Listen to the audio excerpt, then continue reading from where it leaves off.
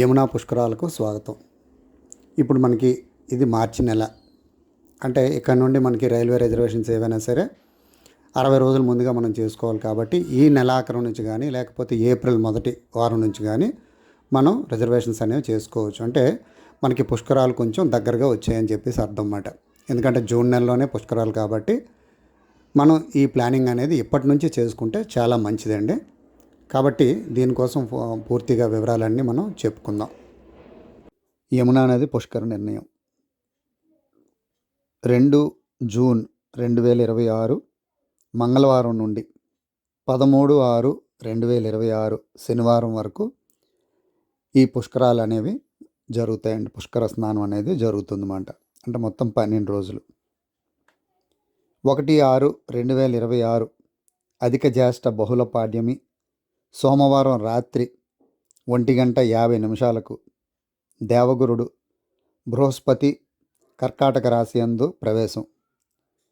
ఈ ప్రవేశ సమయం రాత్రి యందు అగుట వలన మరుసటి దినం 2వ తేదీ మంగళవారం నుండి మాతృశ్రీ యమునా నది పుష్కరాలు ఆరంభమగును. ముఖ్యంగా ఏ నదికి లేని ప్రాశస్యం ఈ యమునా నదికి ఉందండి.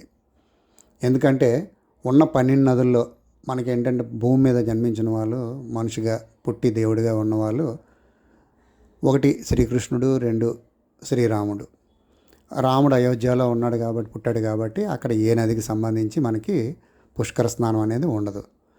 అదేవిధంగా ఈ మధురలో మనకి శ్రీకృష్ణుడు జన్మించాడు కాబట్టి ఈ మధురకు దగ్గరలో మీకు మధురలోనే యమునా నది ఉంది కాబట్టి ఈ యమునా నదికి అంత ప్రాశస్యం అన్నమాట.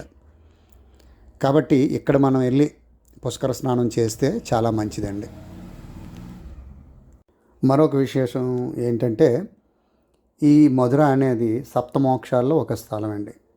అంటే ప్రతి మనిషి ఈ సప్తమోక్షాలు ఒక్కసారైనా జీవితంలో చూడాలి, దర్శించాలి అని చెప్పేసి అనుకుంటాం అన్నమాట. అందుకని ఈ సప్తమోక్షాల్లోని మధుర అనేది ఒకటి. కాబట్టి ఇక్కడ స్నానం చేయటం ఇన్ని విధాల పవిత్రం అన్నమాట.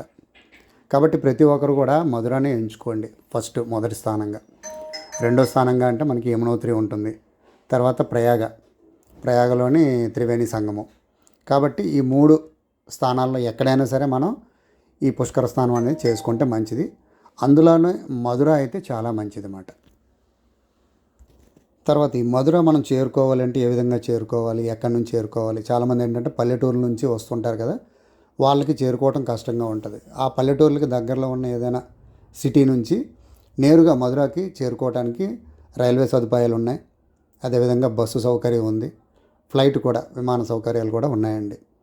ఒకవేళ మధురకి మీకు డైరెక్ట్గా నేరుగా లేకపోతే ఢిల్లీ దగ్గరలోనే ఢిల్లీ ఉంటుందండి. లేదంటే ఆగ్రా. ఢిల్లీకి ఎక్కడి నుంచైనా ఉంటాయి, ఏ మారుమూల నుంచైనా ఉంటాయన్నమాట. కాబట్టి ఢిల్లీ చేరుకొని అక్కడ నుండి మీరు మధుర చేరుకోవచ్చండి. మధుర చేరుకున్న తర్వాత ప్రశాంతంగా అక్కడ మధురలోని శ్రీకృష్ణుడి జన్మస్థానం, ఆ దేవాలయాలు, ఆ చుట్టుపక్కల ఉన్న దేవాలయాలన్నీ చూసుకొని బృందావనం కవర్ చేసుకొని తర్వాత గోకులం కూడా కవర్ చేసుకుంటే చాలా మంచిదండి. అదేవిధంగా అక్కడ ఉమాదేవి శక్తిపీఠం కూడా ఉందండి. అది మర్చిపోకుండా దర్శించండి.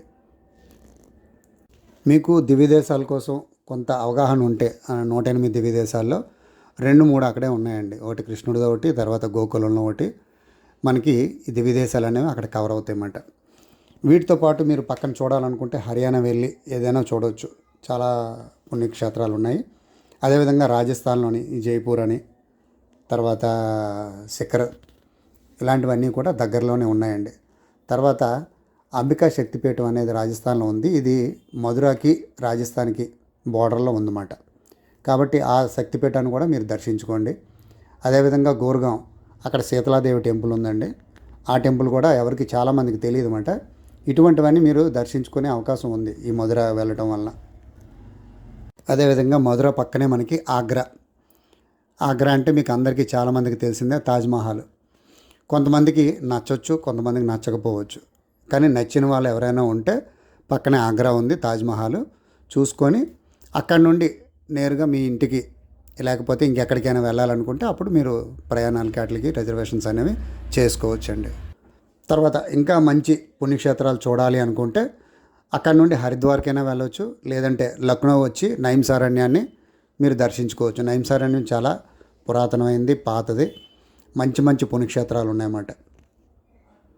ఇంకా అక్కడికి వెళ్ళిన తర్వాత మీకు బాగా టైం అంటే సమయం ఎక్కువ ఉందనుకోండి, నాకు కాల్ చేయండి. నా నెంబర్ 9705335095. మళ్ళీ చెప్తున్నాను చూడండి, 9705335095.